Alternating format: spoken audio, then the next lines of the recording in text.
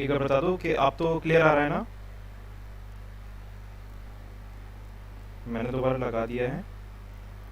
Clear हो तो जल्दी से बता दो। अब एक बार बता दो आवाज़ क्लियर है, वरना मैं अपना फ़ैन भी ऑफ करके फिर पढ़ाता हूँ। हाँ ठीक है, चलो ठीक है, अब बताते हैं। देखो हमें कैसे पढ़ना है, और आज पाइथन आप पढ़ोगे ना तो मज़ा आएगी। देखो, सबसे पहले हमें पता है कि पाइथन हमारी एक क्या है, आपकी हाई लेवल लैंग्वेज है। ठीक है, और हाई लेवल लैंग्वेज को आपको, आप लोग तो ये जानते होंगे कि जैसे कोई कंप्यूटर होता है। चलो भाई, मैं यहाँ से स्टार्ट करता हूँ। ठीक है, देखो हम लोग जानते हैं कि भाई हमारा जो कंप्यूटर है ना, तो कंप्यूटर हमारी क्या मशीन भाषा या बाइनरी समझता है, यानी 0 और 1। ठीक है, और बाइनरी ये समझता है, और हम लोग यूज़ कर रहे हैं उच्च स्तरीय लैंग्वेज यानी हाई लेवल लैंग्वेज, और ये आपकी कहलाती है आपकी लो लेवल लैंग्वेज। तो इसको हाई लेवल से लो लेवल लैंग्वेज में बदलने के लिए या तो हम लोग कंपाइलर का यूज़ करते हैं, या हम इंटरप्रेटर का यूज़ करते हैं। तो हम लोग पाइथन में इंटरप्रेटर का यूज़ करेंगे।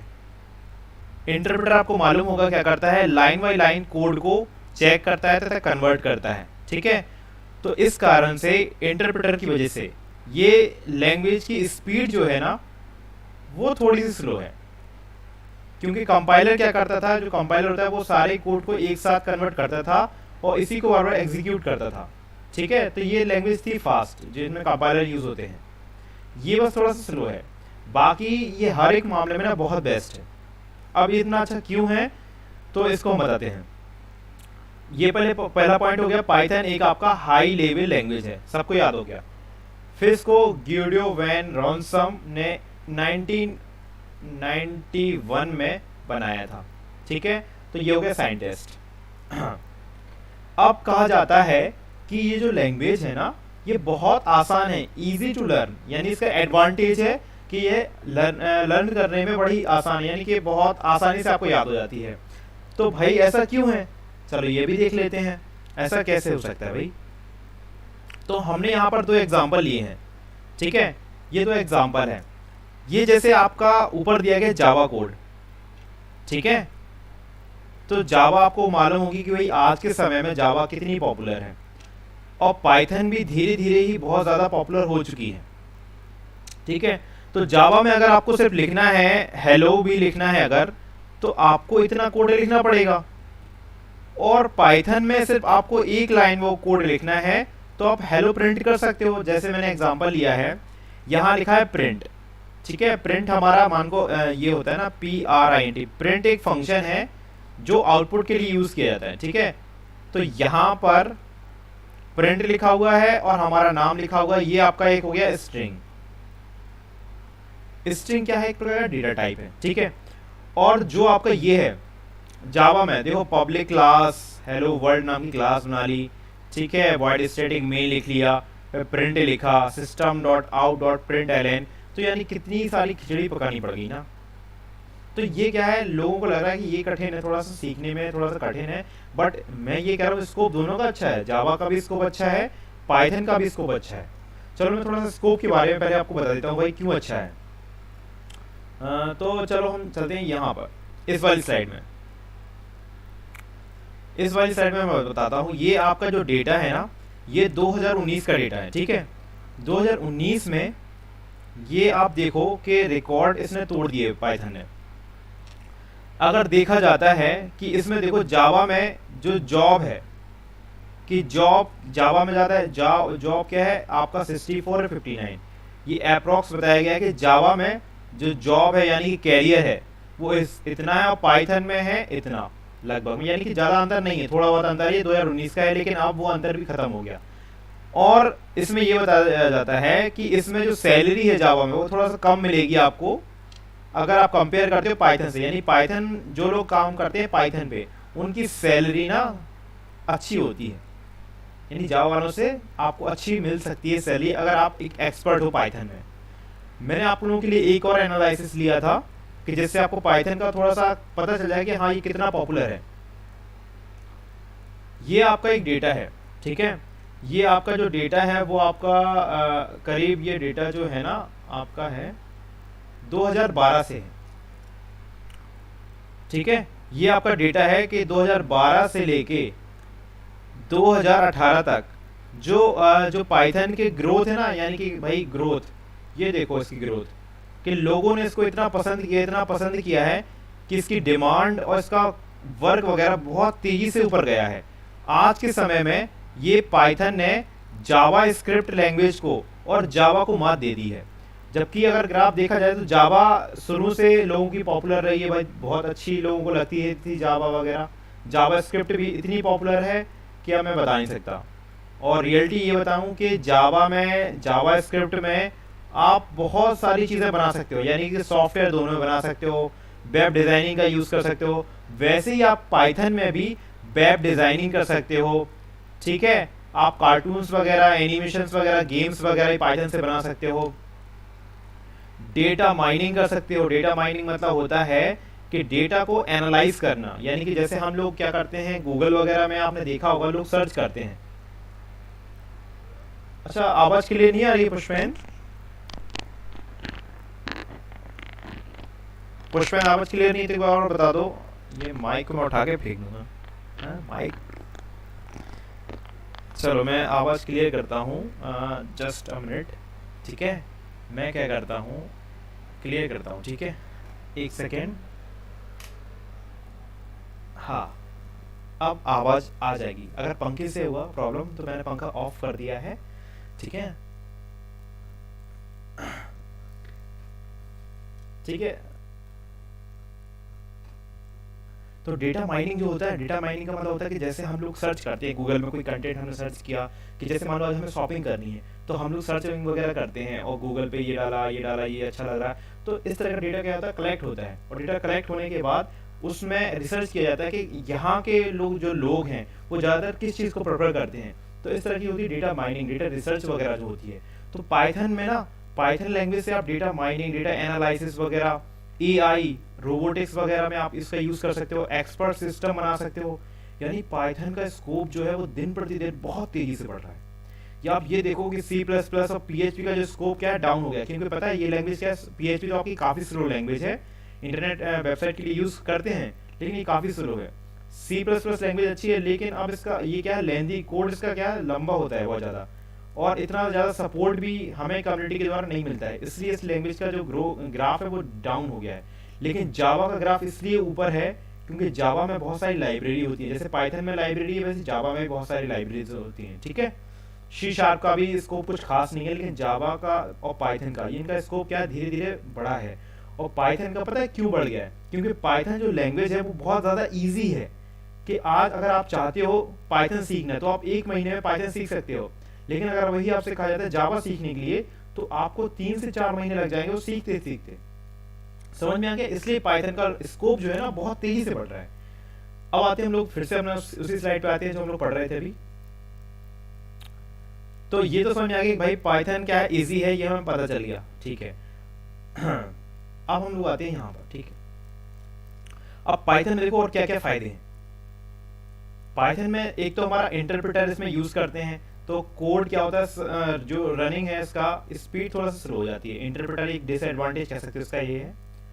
तीसरी चीज, ऊप्स कॉन्सेप्ट, यानी object oriented programming. Object oriented programming का मतलब ये होता है कि आजकल जो रियल लाइफ में हम लोग जो ऑब्जेक्ट यूज करते हैं, जैसे मान लो हमें एक सॉफ्टवेयर बनाना है, ठीक है। तो अब मैं एग्जांपल लेता हूँ कि मैं क्लास में पढ़ाता हूँ, तो उस क्लास में बहुत सारे बच्चे हैं, और वो जो क्लास होगी ना, उस जो बच्चे अलग अलग बच्चे होंगे तो उनमें अलग अलग खूबियाँ होंगी होगी तो एक प्रकार की मैं वो क्या होगी, क्लास होगी, क्लास में कई सारे ऑब्जेक्ट्स होंगे, यानी कई सारे आपके स्टूडेंट्स होंगे। तो स्टूडेंट्स के अंदर अलग अलग खूबियाँ होंगी, अलग अलग उनके बिहेवियर होंगे। तो वो आपका कॉन्सेप्ट होता है क्लास और ऑब्जेक्ट कॉन्सेप्ट। इनहेरिटेंस का मतलब होता है आपका कि आपकी एक क्लास है, क्लास में आपका एक व्यक्ति, मतलब मान के चलो कि यहाँ पर पुष्पेंद्र है, मान लो यहाँ पर, ठीक है, पुष्पेंद्र है। पुष्पेंद्र के पास एक ऐसी खूबी है कि भाई पुष्पेंद्र बहुत अच्छा डिजाइनिंग कर लेता है, बहुत अच्छी प्रोजेक्ट्स वगैरह बना लेता है। तो क्लास बीसीए मान लो सेकंड थी, ये बीसीए थर्ड थी, और इस पुष्पेंद्र की जरूरत पड़ गई हमें इस क्लास में। तो हम क्या कर सकते हैं, इसके फीचर्स को कुछ इनहेरिट कर सकते हैं, यानी कि यहाँ पर इन फीचर्स का यूज करके प्रोजेक्ट्स वगैरह बना सकते हैं। तो इसमें इनहेरिटेंस फीचर होता है। पॉलीमॉर्फिज्म का मतलब होता है कि ये पता है जैसे ज़रूरत होगी उसके हिसाब से चीज़ ढल जाती है, उसके हिसाब से वो चेंजेस आ जाएंगे। जैसे मान लो आज हमने एक जोड़ने का प्रोग्राम बनाया सिर्फ 2 नंबर का, ठीक है, और अगर हमने उसमें 3 नंबर दे दिए तो 3 नंबर को भी आपको जोड़ कर दे देगा। तो ये उसकी एक प्रॉपर्टी हो गई, पॉलीमॉर्फिज्म में अंदर एक कैरेक्टरिस्टिक्स हो गई। इससे फायदा हो गया कि वो हर एक चीज़ को हैंडल कर सकता है, यानी कि चेंज कर सकता है अपने बिहेवियर वैल्यूज के अकॉर्डिंग। तो ये आपके हो गए ऑब्जेक्ट ओरिएंटेड कॉन्सेप्ट। फिर है कि इसका यूज, पाइथन लैंग्वेज का यूज सॉफ्टवेयर को बनाने में भी किया जाता है। सही बात है। आपको अगर माईएसक्यूएल का नाम सुना होगा और डेटाबेस का नाम सुना होगा, EF कोडेड इसके फादर, EF कोडेड जो थे फादर ऑफ DBMS कहा जाता है, जिनको याद होगा तो अच्छी बात है। माईएसक्यूएल हो गया और मोंगोडीबी होता है एक डेटाबेस, मोंगोडीबी। ये आपके डेटाबेस होते हैं जो वेबसाइट और वेब एप्लीकेशन, यानी कि जो इंटरनेट पे जो एप्लीकेशंस वगैरह यूज़ होती हैं, उन एप्लीकेशन डेटाबेस को कनेक्ट करने के लिए इनका हम लोग यूज़ करते हैं। तो ये डायरेक्ट उससे कनेक्टिविटी भी बना लेता है। तो अभी मैं सिर्फ इनके फायदे बता रहा हूँ, ठीक है। मोबाइल की जो एप्लीकेशन होती है वो आप पाइथन से बना सकते हो, वेबसाइट की एप्लीकेशंस पाइथन से बना सकते हो। मशीन लर्निंग में बताता हूँ भाई मशीन लर्निंग होता क्या है। मैंने आप लोगों के लिए एक इमेज रखी है कि मशीन लर्निंग होता क्या है, ठीक है। देखो ये है मशीन लर्निंग का मैं कॉन्सेप्ट बताता हूँ। जैसे जैसे हम लोगों ने अभी पढ़ा था क्या, डेटा माइनिंग पढ़ा था, उसमें हम लोगों को टेक्निक देखनी पड़ती है, किस टेक्निक से हम इस डेटा को अच्छे से अच्छे फिल्टर कर सकें और एनालाइज कर सकें, रिपोर्ट जनरेट कर सकें, ठीक है। और अगर देखो ये आपका हो गया सिस्टम। बहुत लोग कह रहे हैं आवाज में प्रॉब्लम है, सच में प्रॉब्लम है क्या? ये हो गया हमारा सिस्टम। ये सिस्टम पता है क्या काम करता है, कुछ हमारे इंस्ट्रक्शन पे काम करेगा, कुछ मशीन में उसके अंदर ऐसे ऐसे कैरेक्टरिस्टिक्स होंगे कि हमें मेहनत नहीं करनी पड़ेगी, वो खुद डेटा निकालेगा, ठीक है, खुद प्रिडिक्ट कर देगा कि भाई आगे, जैसे मौसम विभाग होता है ना, बता देता 3 दिन पहले बता देता है कि भाई आज बारिश होगी। तो वैसे ही जो मशीन लर्निंग होती है वो खुद ही सीखती है, उसे मतलब हमें सिखाना नहीं पड़ता। वो क्या करता है, डेटा को लेता है और डेटा को पढ़कर खुद ही सीख लेता है कि इसको ऐसे काम करना चाहिए, इसको ऐसे काम करना चाहिए। मान लो कहने का मतलब ये है कि आपके पास एक प्रिंटर है, ठीक है, और प्रिंटर का एक मैनुअल है, किताब है। आप किताब पढ़ते हो तो आपको पता चल जाता है इस प्रिंटर में अगर ये खराबी आएगी तो हम कैसे सुधारेंगे, ठीक है। वैसे जो मशीन लर्निंग होती है वो ऐसे सॉफ्टवेयर होते हैं जो खुद में ही चीज़ों को अलग अलग डेवलप कर लेते हैं। मान लो वो रीडिंग करेंगे, रीडिंग करने के बाद डेटा को एनालाइज करेंगे और प्रिडिक्ट कर देंगे, यानी कि हम लोगों को कोई ज़रूरत नहीं होगी कुछ करने की। जो मशीन लर्निंग सॉफ्टवेयर होते हैं वो खुद ही डेटा को एक्सेस कर लेते हैं, सर्च कर लेते हैं, उनका एनालाइज कर लेते हैं।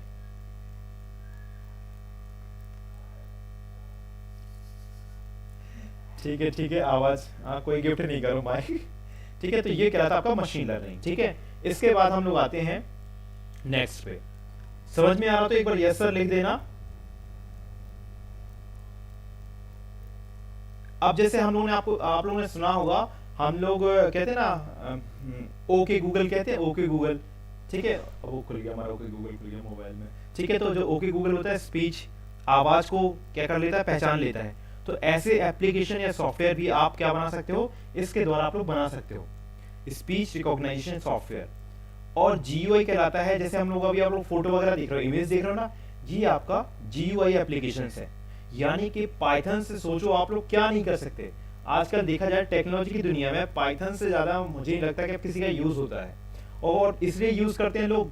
अब एक चीज़ और, इसका मतलब होता है कि इसमें बहुत सारी क्लासेस होती हैं, लाइब्रेरीज होगी। लाइब्रेरीज मतलब हो गया भाई आपको बहुत सारी इसमें बुक्स मिल जाएंगी पढ़ने के लिए। नहीं, कहने का मतलब ये है कि बुक्स में यानी कि बहुत सारा डेटा मिल जाता है आपको। जैसे अगर आपको जोड़ना घटाना करना है, मान लो अगर देखिए मैं बताता हूँ, जैसे SQUAR होता है, स्क्वायर होता है, यानी कि स्क्वायर मतलब होता है 2 की पावर 2 कहलाता है ना। तो अगर हमें क्या करना है, स्क्वायर निकालना है, तो हमें लिखना पड़ेगा प्रोग्राम में 2 × 2। लेकिन अगर हम लोग मैथ फंक्शन अगर यूज करते हैं तो इसमें हमें लिखना पड़ेगा SQR, ठीक है, और लिखा 2, इतना लिखना पड़ेगा। यानी कि फंक्शन पहले से बने होते हैं, उनको हम यूज कर लेते हैं। स्क्वायर रूट हो गया, क्यूब रूट हो गया, तो ऐसी चीजें मैथ वाले फंक्शन में साइन थीटा, कॉस थीटा, ये सारे फंक्शन पहले से बने होते हैं। तो हमें एक एक करके वैल्यू नहीं निकालनी पड़ेगी, हमने सिर्फ नाम लिखा फंक्शन का और वो फंक्शन वहां पर आ जाएगा। तो ऐसे बहुत सारी लाइब्रेरीज होती हैं जिनकी मदद से आप एक लाइन का कोड लिखोगे, आपका काम हो जाएगा। तो यानी कि हमारा कोड और टाइम बहुत कुछ बचा दिया है पाइथन ने। अब मैं आपको कुछ चीजें बता दूंगा जिनका यूज हम लोग करते हैं पाइथन में। आप सोचते होगे कि भाई जैसे HTML होता है वैसा हो जाता होगा, ऐसा नहीं होता। इसमें हमें क्या करना पड़ता है, जैसे पाइथन में अगर आपको वेबसाइट बनानी है, अगर वेबसाइट बनानी है तो आपको यूज करना पड़ेगा जेंगो। जेंगो आपका क्या होता है भाई, एक प्लेटफॉर्म होता है जहां पर आपको कुछ ऐसी फाइलें वो दे देता है जिसके माध्यम से आप लोग वेबसाइट को क्रिएट या डिजाइन कर सकते हो। तो कहलाता है जेंगो, ठीक है। वैसे होता है पैरामिड या चेरी पाई, ये आपकी लाइब्रेरी है जिनका आप यूज कर सकते हो। अगर आपको कोई सॉफ्टवेयर बनाना है, जैसे अभी मैं आपको दिखा रहा हूँ ना जो सॉफ्टवेयर मार्कर वगैरह चल रहा है, ये सब चीजें, अगर आपको ये बनाना है तो आपके पास एक टीके लाइब्रेरी होती है। आप इससे टीके जो लाइब्रेरी है, मैं इसका यूज बताऊंगा आगे जो क्लासेस होंगी ना, तो मैं हर एक चीज बताऊंगा। पहले मैं आपका बेसिक कॉन्सेप्ट क्लियर कर दूंगा, उसके बाद प्रोग्रामिंग करूंगा और प्रोग्रामिंग से सारे कॉन्सेप्ट क्लियर कर दूंगा, ठीक है। टीके लाइब्रेरी के द्वारा आप पेंट सॉफ्टवेयर बना सकते हो, वो भी कितने 10 लाइन में। जैसे आप लोग पेंट करते हो ना, पेंटिंग वगैरह जो पेंट होता है MS पेंट वगैरह, तो 10 लाइन के कोड में आप पूरा पेंट सॉफ्टवेयर बना सकते हो। यानी इसमें एक आपके पास स्पेस मिल जाएगा, ड्राइंग के लिए आपको कुछ टूल्स मिल जाएगा, फाइल एडिट मेनू वगैरह बन जाएंगे। तो ऐसी एप्लीकेशन को आप बना सकते हो 10 से 11 लाइन में। तो वो लाइब्रेरी होगी टीके लाइब्रेरी, ठीक है। मशीन लर्निंग के लिए होती है आपके पास टेंसरफ्लो, पाईटॉर्च, ठीक है, स्किट-लर्न, मैटप्लॉटलिब, ठीक है, साइपाई होता है। जो मैटप्लॉटलिब होता है इसमें आप लोग बनाते हो चार्ट, CHART, जैसे एक्सेल में चार्ट देखे होंगे ना, चार्ट वगैरह, बार चार्ट वगैरह, तो इसमें डेटा देना पड़ता है। तो मैटप्लॉटलिब से आप वो सब चीजें बना सकते हो। वैसे ही मैथ की भी कुछ लाइब्रेरी होती है जो मैथ फंक्शन वगैरह में मिल जाते हैं, वो भी मैं आपको बता देता हूं। नमपाई, पांडास, ठीक है, ये आपके हो गए मैथ के लिए, जो जनरली मैथ की, जैसे आपको बहुत बड़ी बड़ी कैलकुलेशंस करनी है तो ये आपके नमपाई हो गए, पांडास वगैरह हो गए, इनका आप लोग यूज कर सकते हो। तो इस स्लाइड में सिर्फ बेसिक इंट्रोडक्शन था आपके लिए। अब हम लोग आएंगे कि हमें ये पता चल गया कि पाइथन से क्या क्या हो सकता है, पाइथन का स्कोप कितना है, ये आपको पता चल गया, ठीक है। यानी कि आपको ये स्लाइड का पता चल गया और इस स्लाइड के बारे में पता चल गया। अब हम लोग आते हैं आगे। अब देखिए, जैसे जिन लोगों ने अगर पहले कभी वो पढ़ा होगा, पाइथन वगैरह पढ़ा होगा, ये पाइथन ही है, जिन्होंने C या C++, जावा वगैरह जो पढ़ा होगा, तो उन्होंने पढ़ा होगा कि हम लोग डेटा टाइप का यूज करते हैं। डेटा टाइप, ठीक है, डेटा टाइप यानी कि डेटा किस प्रकार का होगा, टाइप होगा क्या उसका। तो यहां पर अगर हम लोग पाइथन में देखते हैं तो पाइथन में होता है एक नंबर, डिक्शनरी, सेट होता है, सीक्वेंस होता है और बूलियन होता है, ठीक है। एक दो और भी होते हैं, लेकिन जो मेन है वो आपके ये डेटा टाइप होते हैं। नंबर में हम लोग यूज करते हैं इंटीजर, आप लोगों ने इंटीजर का नाम तो सुना होगा। इंटीजर यानी कि नंबर 1 2 3 ये सारी चीजें। फ्लोट में आते हैं दशमलव वाले नंबर, ये भी मालूम होगा। डेसिमल नंबर हमारे आते हैं फ्लोट टाइप के डेटा टाइप में। कॉम्प्लेक्स में आते हैं मिक्स, यानी 2+ अगर 3J लिखा है या लिखा हुआ है 4J, तो ये मिक्स लिखा है, इसमें अल्फाबेट भी है और आपका न्यूमेरिक भी है, ठीक है। और इसके बाद आपका आता है डिक्शनरी। डिक्शनरी का मतलब क्या होता है मैं बता देता हूँ। अभी तक सिर्फ हम लोगों ने, अगर आप लोगों ने सिर्फ C या C++ में पढ़ा होगा तो आपने इतना ही पढ़ा होगा, लेकिन आगे जो डिक्शनरी है, डिक्शनरी में क्या होता है, की होती है और हर एक की क्या होगी, एक वैल्यू होगी, ठीक है। यानी आप की के द्वारा वैल्यू को एक्सेस कर सकते हो और वैल्यू के द्वारा की के पास भी पहुंच सकते हो। सेट क्या होता है, सेट में, सेट का लिखने का तरीका होता है, कर्ली ब्रैकेट होते हैं उसमें, और उसमें क्या होता है कि जैसे 2 हो गया, 4 हो गया, 6 हो गया, इसमें एक चीज दोबारा नहीं आ सकती है। बाकी डिक्शनरी में आप दोबारा ले सकते हो, स्ट्रिंग में ले सकते हो, लिस्ट में ले सकते हो, टपल में ले सकते हो, रेंज में ले सकते हो, लेकिन आपका सेट में एक ही बार रहेगा आपका। सीक्वेंस मतलब होता है एक लाइन में, यानी एक लाइन में जो चीज होगी, तो उसमें क्या होगा, स्ट्रिंग होगा, लिस्ट होगा, टपल होगा और रेंज होगा। इनको जो डिफाइन करने का तरीका वो अलग अलग होगा, और आज सिर्फ क्लास का इंट्रोडक्शन होगा। कल से हम लोग क्या करेंगे कि हम लोग डिफाइन करना सीखेंगे, एक छोटा सा प्रोग्राम बनाएंगे। जैसे प्रोग्राम तो हम अभी बना सकते हैं, थोड़ा सा मैं आपको एक चीज बता देता हूँ। जिन लोगों को प्रोग्रामिंग करनी है और जिनके पास कंप्यूटर नहीं है वो क्या करेंगे। देखो बच्चों, अब जिनके पास कंप्यूटर है तो वो क्या कर सकते हैं मैं बता देता हूँ। जिन लोगों के पास कंप्यूटर है घर पर, ठीक है, तो वो लोग क्या कर सकते हैं, या तो आप लोग विजुअल स्टूडियो कोड आता है एक प्रकार का, वो आप लोग डाउनलोड कर लोगे, या आता है पाईचार्म, ठीक है, पाईचार्म आता है। और जिनको ये नहीं करना, तामझाम नहीं करना, उनके पास मोबाइल है और उनके पास कंप्यूटर नहीं है, प्रॉब्लम है उनके पास, तो उनके लिए मैं बता देता हूँ कि ऑनलाइन कंपाइलर आता है, ठीक है। जैसे ये है हमारे पास ऑनलाइन कंपाइलर, ठीक है, ये वाला। तो ये है आपका, इसमें लिखा हुआ है, मैं बता देता हूँ थोड़ा सा। ऑनलाइन जो कंपाइलर है वो आपको किस प्रकार का है देखो, जो ऑनलाइन कंपाइलर है वो आपका, ये वेबसाइट है आपकी PROGRAMIZ, ठीक है, programz.com, ठीक है। इसमें आप लोग यहाँ कोडिंग करोगे, ठीक है, और यहाँ आप लोग आउटपुट देख सकते हो। यहाँ पे रन का बटन है, यहाँ पे क्लियर का बटन है। तो मैं कुछ कोड वगैरह भी आपको बता देता हूँ भाई कैसे हम लोग रन करेंगे, ठीक है। तो जैसे मान लो अब मैं पहला कोड लिखता हूँ, ठीक है, सिंपल सा मैं कोड लिखूंगा, लिखता हूँ प्रिंट, PRINT, प्रिंट लिखा। और प्रिंट मुझे करना है कि हेलो BCA और स्टूडेंट, STUDENT, ठीक है। मैंने ये कोड लिखा और मैं यहाँ करूंगा रन, ठीक है। तो देखो यहाँ पर कोड का आउटपुट आपको मिल जाएगा। यानी कि जिनको सिर्फ सीखना है भाई, जिनके पास प्रॉब्लम है भाई, कोई समस्या है, ठीक है, तो उन लोगों के लिए वो चाहे तो ऑनलाइन प्लेटफॉर्म पर जाकर अपनी चीज़ों को सीख सकते हैं। मैं आपको ऑनलाइन भी बता दूंगा और सॉफ्टवेयर को इंस्टॉल करके भी बता दूंगा, क्योंकि मैंने कंप्यूटर फॉर्मेट किया था तो मेरे पास अभी इसमें वो नहीं था, कह सकते हो कि भाई कुछ भी नहीं था अभी इसमें, तो मैंने कहा आपको ऑनलाइन बता देता हूँ, ठीक है। इसमें हम लोग जो भी जैसे प्रिंट करना होगा ये हो गया। अब मान लो आपको क्या करना है कि हम एक वेरिएबल बनाते हैं x, मान लो कि x में हम लोगों को लेना है 45। अब देखो मेरे प्यारे प्यारे बच्चों, हमको एक फायदा हो गया इसमें। क्या फायदा हो गया कि हम लोग जो पाइथन, C++, जावा वगैरह ये सारी चीजें यूज करते थे ना, तो आपने देखा होगा कहीं कॉलन लगाना पड़ता था, है ना, कहीं कुछ लगाना पड़ता था, कहीं कुछ लगाना पड़ता था। तो यहाँ पे इन झंझट से बच गए। इस वाले में आपको सिर्फ क्या करना पड़ेगा, कॉलन लगाना पड़ेगा। और कॉलन को भी कहाँ पर, जब आप इफ कंडीशन यूज करोगे या फंक्शन बनाओगे, ठीक है, या आप कोई भी चीज यूज करोगे, तब आपको सिर्फ कॉलन वर्ड्स को एक बार याद रखना है, वो भी एक बार यूज करना है, बार बार यूज नहीं करना। यानी प्रिंट वगैरह के लिए तो करना ही नहीं है, ठीक है। तो आपको इस चीजों से भी फुर्सत मिल जाएगी कि भाई कई बार हम लोग कॉलन लगाना भूल जाते, कहीं कुछ लगाना भूल जाते थे।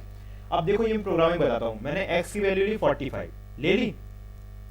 अब मैं चाहता हूँ भाई x की वैल्यू मैं प्रिंट कर दूं कि 45 आई की नहीं है, तो मैंने लिखा PRINT। प्रिंट मतलब हम लोग नॉर्मल होता है प्रिंट, ठीक है, और प्रिंट हमने लिखा x। और एक चीज और मैं बता देता हूँ, देखो ये आ गया एरर, क्योंकि यहाँ पे मैंने ले लिया है कैपिटल, ठीक है। मैं आपको यही बताना चाह रहा था कि अगर आप लोग कैपिटल लोगे तो मैंने PRINT, प्रिंट मैंने कैपिटल ले लिया था। ये आपकी लैंग्वेज जो है वो केस सेंसिटिव होती है, केस सेंसिटिव का मतलब आपको ज्यादा चीजें इसमें स्मॉल में ही लिखनी पड़ती हैं। और अगर जैसे मान लो मैंने एज लिया, AGE, एज में ले लिया मैंने 5, ठीक है, और मैंने लिया AGE एक वेरिएबल, उसमें ले लिया मैंने 5, और इसमें मैंने ले लिया A और मैं स्मॉल g और कैपिटल E ले लिया, और ये ले लिया 6, ये ले लिया मैंने 8 मान लो। तो ये सारे अलग अलग वेरिएबल्स कहलाते हैं, ठीक है। ये आपका अलग वेरिएबल होगा, ये आपका अलग वेरिएबल होगा, ये आपका अलग वेरिएबल। तो ये क्या होती है, केस सेंसिटिव लैंग्वेज होती है। तो यहाँ पे हम लोगों को लिखना पड़ेगा स्मॉल में, ठीक है। तो अब मैं स्मॉल में लिखता हूँ, तो देखो हमारा पास आउटपुट आता है कि नहीं आता है। पहले मैं इसको थोड़ा सा मिटा दूं, ठीक है, और ये मेरा, हाँ, अब मैं आपका करता हूँ उसको प्रिंट। और इसके बाद फिर हम लोग क्या करते हैं, हम लोग ने छोटा सा प्रोग्राम बनाना सीख लिया, लेकिन सीख लिया PRINT प्रिंट, ठीक है, ये लगा ब्रैकेट, ये लिखा मैंने x, और x शायद मैंने छोटा लिख दिया है क्योंकि केस सेंसिटिव हुआ तो बड़ा ही लेना पड़ेगा। और ये मैंने कर दिया रन। देखो प्यारे प्यारे बच्चों, ये आप लोग देख रहे होगे कि ये आ गया 45 आ गया ना। तो ये होता है एक सिंपल सा प्रोग्राम, हमें कुछ नहीं करना पड़ा, हमें जितना काम करना उतना टाइप करना है, बाकी चीजें नहीं करनी है। तो x की वैल्यू 45 आ गई, ना कोई कॉलन लगाना ना कोई कुछ लगाना, प्रिंट कर दिया x। अगर आप यहाँ पर x स्मॉल ले लेते तो आंसर गलत आता। तो जो हम लोग वेरिएबल लेंगे वही आपको यहाँ देना पड़ेगा। और अगर कुछ भी नहीं करना, प्रिंट करना है, तो डायरेक्ट आप हेलो प्रिंट कर सकते हो। तो फाइनली आज की क्लास को मैं एंड करता हूँ, क्योंकि आज की क्लास देखो डेली क्लास मेरी मैं कोशिश करूंगा कि 30 मिनट क्लास लूँ। और अगर आप लोगों को क्लास अच्छी लगी हो तो अभी मैं बता देता हूँ कि आप लोगों की स्लाइड में मैं 10 दिन के अंदर आपकी पाइथन खत्म कर दूंगा, ठीक है। अगर 10 दिन कंटिन्यू क्लास लगती है तो आपको प्रैक्टिकल वगैरह चीज़ें भी बता दूंगा, ठीक है। तो आपको मैं बता देता हूँ भाई, ये है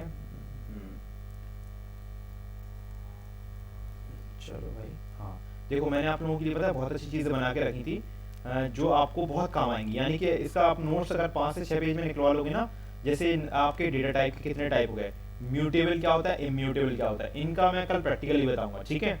इसके बाद हमारा आता है नेक्स्ट पेज पे था हमारा ये वाला।